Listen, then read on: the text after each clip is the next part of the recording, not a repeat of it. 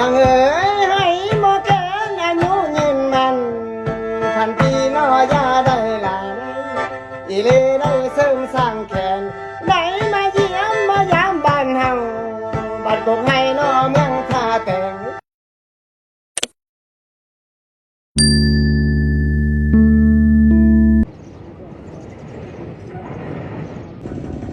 สบายดีทุกคนสบายดีพี่น้องปอกปลายเบิ้ลกุศลเลยพอดีเสริมสักแกนเช็คลาเดินทางมาที่แปลงซีกองและเมืองท่าแต่งและตอนนี้บ้านโคกให้เลยแล้วก็มาแวะอยู่บ้านโคกให้กีเวียงที่น้องแก่เลยเพราะว่าได้ติดตามทาง Facebook ติดต่อใจตลอดก็สัมผัสได้หน่อยนึงก็ได้อย่างแล้วติดตามเสื้อแขนทาง Facebook เนี่ยเดี๋ยวก็เคยติดตามอยู่เลยที่ว่าที่ว่าอันดับหนึ่งอยู่ในประเทศลาวโดยเฉพาะอยู่ทางเมืองซันไซแขวงอัตตปือเนาะที่ว่าได้มาเรียนกับพิเศษมื้อนี้ก็แสดงความเต็มใจเลยทางน้องไส้สร้างเสริมแค้นเนาะที่ได้มีโอกาสมาเยี่ยมยามข้าพเจ้าเนาะกีเวียงเทนองแก้ว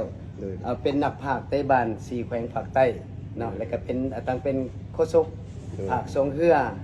ภาคตีบูนภาคตีมวยเนาะแล้วก็เสียงลำจะมามอบให้พ่อแม่พี่น้องชาวลาวทั่วประเทศเนาะพิเศษเนาะชาวแขวงเสกองเฮาเนาะก็จะให้เป็นเสียงลำตั้งไว้ทางแขวงสวรรณเขตเนาะโดยหมอแคนที่มีชื่อเสียงโด่งดังในภาคใต้เฮาโดยเฉพาะทางเมืองซันไซแขวงอัตตปือเนาะทางสังเสงแกเนาะก็สิมอบให้เป็นเสียงลำตั้งไว้เนาะเส้นทางรับชมและรับฟังได้เริ่มตีกลองกันใช่ไหมครับ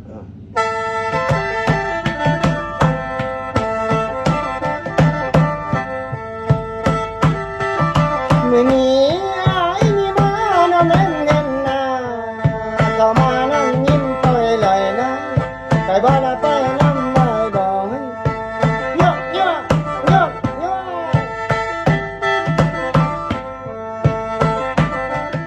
นางเอ๋ยไอ้นี่มาน้ำเล่นเงินนาช่างงานนั่นเล่นตาบ้านนะไปบ้านไปน้ำไม่บอกให้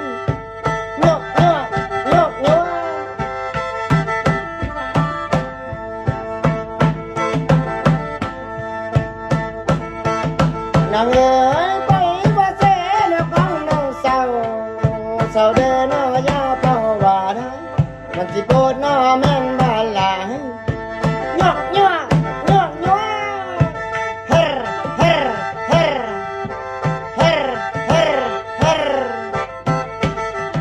นางเอ๋ยอยากตายน้อแม่นนำน้องกินยังน้อจริง4 เดือนกินหลับงัวน้อแม่นใส่เขีย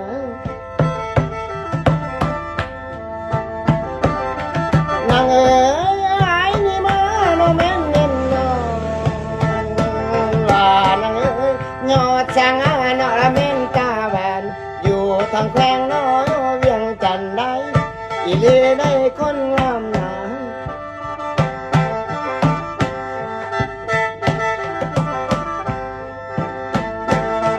นางเอ๋ยกันวอดละแม่นเดียนสร้าง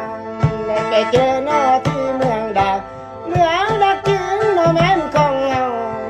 เม่นงานโนแม่นสวงเหือนั้นอยู่ที่โนแม่นห้วยเพลงยกเ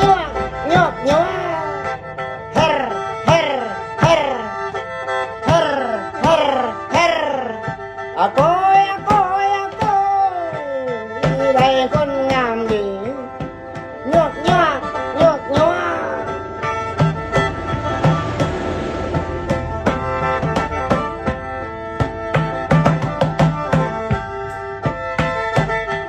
างเอ๋ยกันแม่นน้องนะแม่นตัวให้น้องตายน้อละแม่นน้องดอก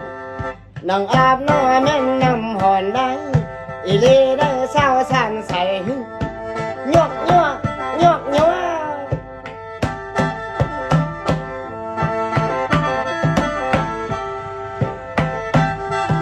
นางเอ๋ยการวัดน้อแม่นปือตึง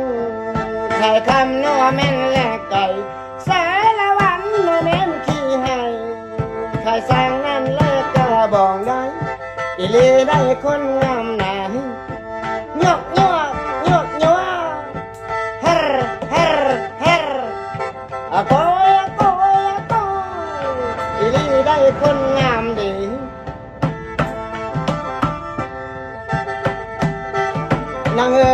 ให้หมอแกนอายุยืนมันพันปีน้อยาได้หลายอีเลได้เสริมสร้างแขนได้มาเยี่ยมมายามบ้านเฮา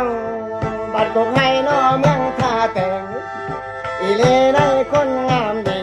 ตายนี่มาน้อละแม่นเห็นหน้าบอกอย่ามาอย่ามาที่อายนั้นมานั้นแม่นคือเก่าได้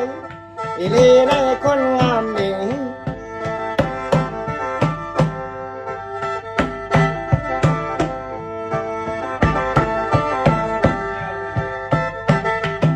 สาวนางป้อแต่มาโรแมนจึงมีลานางเอ้ยตั้งไว้คำหมายขอลาก่อนขอไว้ป้อนนั้นให้พี่น้องอยู่เมนน้อแม่นยิ่งมันให้พันปีน้อย่าได้ลาไอ้ขอลาลงเท่านี้ไอ้ขอลาลงเท่านี้ไอ้ขอลาลงเท่านี้ไอ้ขอลาลงเท่านี้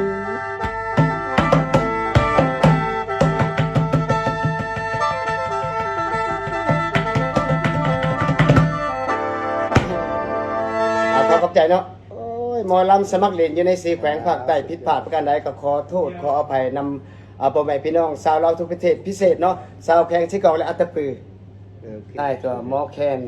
ซุปเปอร์สตาร์เมืองลาวเนาะพิเศษเนาะสารชัย